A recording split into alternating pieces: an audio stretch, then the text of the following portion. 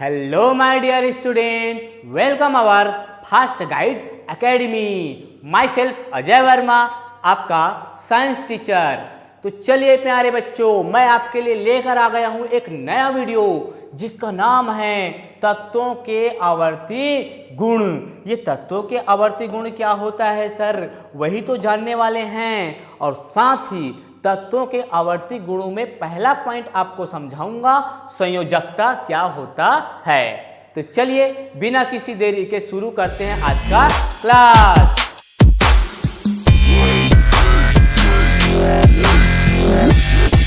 तो प्यारे बच्चों, संयोजकता को जानने से पहले हमको जानना है कि ये जो तत्वों के आवर्ती गुण होता है वो असल में क्या होता है। तो प्यारे बच्चों फिर से बता दूं, आवर्ती गुण मतलब आवर्त मतलब जो दोहराता है। जैसे कि आज सोमवार है, फिर कल मंगलवार, बुधवार, गुरुवार, ऐसे करते करते 7 दिन बाद फिर से सोमवार आ जाएगा। फिर से दोहराते दोहराते इस प्रकार से एक निश्चित क्रम होता है, वही क्रम होगा आपका आवर्त।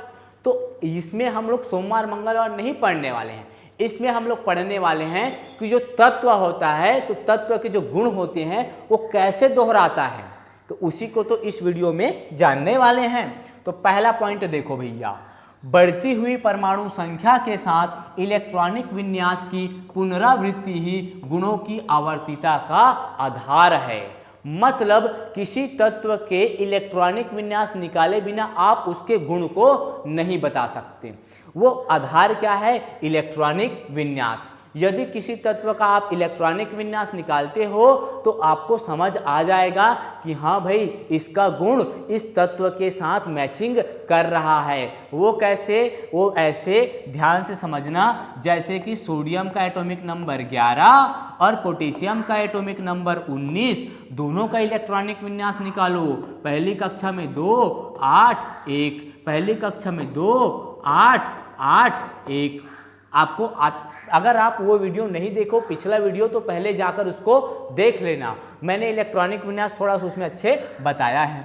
अब देखो यहाँ पर देखो, इसका भी सोडियम के भी बाहरी कक्षा में 1 इलेक्ट्रॉन, पोटेशियम के भी बाहरी कक्षा में 1 इलेक्ट्रॉन। तो प्यारे बच्चों, कोई भी जो तत्व होता है अपना अष्टक कंप्लीट करना चाहता है।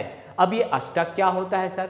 पिछले कक्षा में पढ़ा है, 9वीं में, भूल गए सर, और बता दो।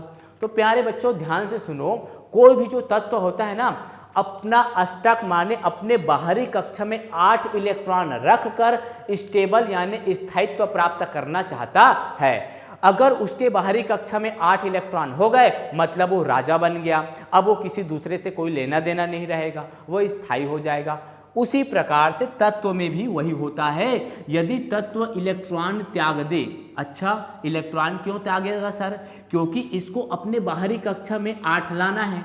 अब या तो वो 7 इलेक्ट्रॉन लाएगा सोडियम तब 8 होगा भैया, या तो 1 इलेक्ट्रॉन त्यागेगा तब 8 होगा। तो इसको 1 इलेक्ट्रॉन त्याग कर अपने बाहरी कक्षा में 8 रख पाना वो ज़्यादा आसान होगा, तो वो उसको यह ज़्यादा सरल लगेगा। तो सोडियम क्या करेगा? अपना 1 इलेक्ट्रॉन त्याग देगा, जिसके कारण अब देखो इसके बाहरी कक्षा में, अब देखना इसके बाहरी कक्षा में कितना इलेक्ट्रॉन हो गया?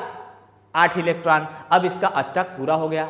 मतलब किसी भी तत्व के सबसे बाहरी कक्षा में 8 इलेक्ट्रॉन होता है, इसका मतलब उसका अष्टक कंप्लीट हो गया, वो स्थायी हो गया, वो स्टेबल हो गया, उसको गवर्नमेंट जॉब मिल गया। अब इधर उधर भटकने की उसको जरूरत नहीं है। क्लियर? इसी प्रकार से यहाँ पर देखो, सोडियम में भी वही है। ये कहाँ से 7 इलेक्ट्रॉन खोजेगा? उससे अच्छा क्यों ना मैं अपना 1 इलेक्ट्रॉन को ही त्याग दूँ। तू जा रे भैया, 1 इलेक्ट्रॉन अगर चला जाता है तो मेरा अष्टक कंप्लीट हो जाता है। ये घाटे की सौदे नहीं है, मतलब ये फायदे में है, मेरा सौदा ठीक रहेगा। तो ये भी वही करता है, और क्या करेगा? इस 1 इलेक्ट्रॉन को रफू चक्कर निकाल देगा अपने से, जिसके कारण इसके भी बाहरी कक्षा में अब 8 इलेक्ट्रॉन हो जाएंगे। तो यहाँ पर आपको कॉमन क्या लग रहा है? कॉमन सर, सोडियम भी 1 इलेक्ट्रॉन त्याग रहा है, और पोटेशियम भी 1 इलेक्ट्रॉन त्याग रहा है। इसका मतलब दोनों के गुण एक जैसे होंगे कि नहीं होंगे, यही इलेक्ट्रॉनिक विन्यास बताता है। ये भी इलेक्ट्रॉन त्यागने का गुण रखता है, ये भी इलेक्ट्रॉन त्यागने का गुण रखता है, और कितना इलेक्ट्रॉन, एक इलेक्ट्रॉन त्यागने का गुण रखता है। और प्यारे बच्चों एक चीज बताऊं, जो तत्व अपने अंदर से इलेक्ट्रॉन त्यागने का गुण रखता है वो तत्व आपका क्या होता है, धातु होता है, मेटल होते हैं। इसका मतलब दोनों के गुण सेम सेम है, दोनों धातु होंगे। यही तो है इसका रासायनिक गुण, भौतिक गुण। ठीक है प्यारे बच्चों, आपको अब बात समझ आ रहा होगा कि बढ़ती हुई परमाणु संख्या के साथ ही, ये देखो इसका परमाणु संख्या 11, इसका परमाणु संख्या 19, बढ़ती हुई परमाणु संख्या के साथ ही इलेक्ट्रॉनिक विन्यास की पुनरावृत्ति ही गुणों की आवर्तिता का आधार है, बेस है। अगला पॉइंट दूसरा, आवर्त सारणी में जब हम वर्ग में नीचे की ओर बढ़ते हैं, अब भैया वर्ग कैसा होता है, ऐसे ऊपर से नीचे की ओर जाता है ना, ऐसे खंभा, ये देखो खंभा, तो ऊपर से नीचे की ओर ये वर्ग होता है आपका, तो वर्ग में ऊपर से नीचे की ओर जाते हैं। तथा आवर्त में कहाँ से कहाँ की ओर जाते हैं, बाएं से दाएं की ओर बढ़ते हैं, क्योंकि आपको पता है जो ऐसी लाइन होती है वो क्या होता है आपका, आवर्त होता है। तो जब आवर्त में ऐसी थोड़ी जाएंगे, जो ऊपर से नीचे थोड़ी जाएंगे, बाएं से दाएं जाएंगे, और वर्ग में ऊपर से नीचे आते हैं। तो जब हम आवर्त में बाएं से दाएं जाते हैं तब हमें तत्वों के भौतिक एवं रासायनिक गुणों में नियमित परिवर्तन मिलता है। अब वो कैसे मिलता है, नियमित परिवर्तन, चेंजेस आता है। कैसे आता है, ध्यान से सुनिएगा। यहां पर देखो, अब देखो आपको तो पता चल गया जैसे कि ऊपर से नीचे आ रहा है, ये आपको पहला जो ग्रुप है, ये जो lithium, sodium, potassium, rubidium, hydrogen को छोड़कर, क्योंकि हाइड्रोजन आपका कौन सा तत्व होता है, अधातु होता है। ठीक है, ये एक आवारा तत्व होता है, इसको मैंने पिछले वीडियो में बताया। इसका स्थान निश्चित नहीं है, फिर भी पीरियोडिक टेबल में इसको यहाँ पे टॉप में रख देते हैं, चूंकि इसका परमाणु क्रमांक 1 होने के कारण। और देखो यहाँ पे इधर हाइड्रोजन के नीचे सारे तत्व क्या है आपके, धातु हैं। ये सारे तत्व क्या है, धातु।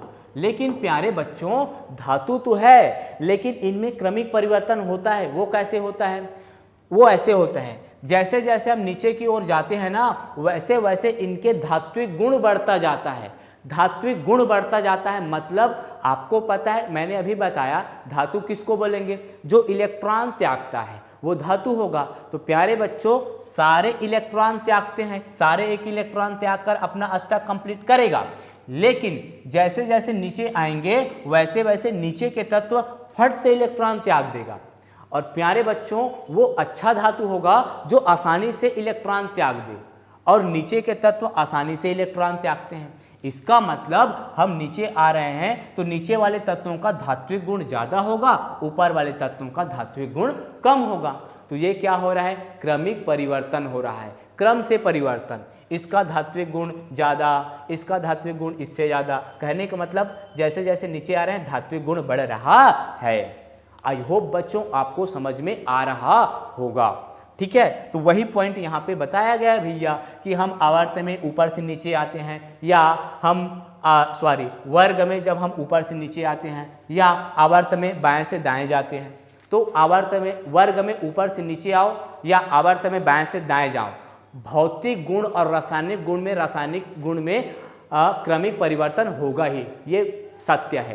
तो ये चीज हमको कौन बताते हैं, आवर्त के तत्वों के आवर्ती गुण में बताता है। क्लियर। तो चलिए प्यारे बच्चों, यहाँ तक तो हमको बात समझ आ गया कि ये तत्वों के आवर्ती गुण क्या होता है। अब ये बता दीजिए सर कि ये संयोजकता क्या होता है। ठीक है, तो चलो इसके बारे में हम लोग अब जानते हैं।